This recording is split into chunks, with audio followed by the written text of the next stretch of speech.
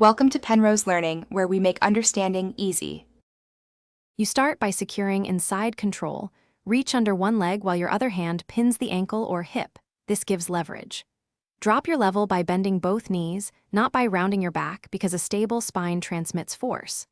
Once done, step slightly to the outside of their base to shift weight. This off-balance makes the lift easier.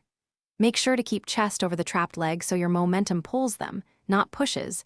This initial setup makes the takedown efficient. Now you execute the lift and drive. Secure a tight grip, then snap the trapped leg forward as you drive with your hips and shoulders. This generates upward and forward force. Rotate your torso toward their back to break their base and prevent a sprawled defense. As you pull, take a strong forward step so your legs supply power. Don't rely only on your arms.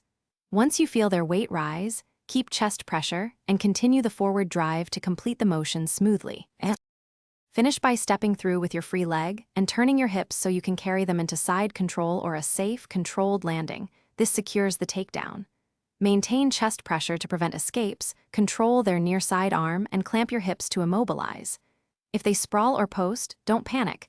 Change your angle, pull their leg inward, and either re-attack the single leg or transition to a double.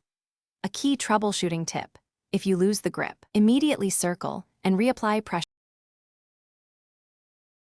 Thanks for watching. If this was helpful, leave a like and consider subscribing. See you next time.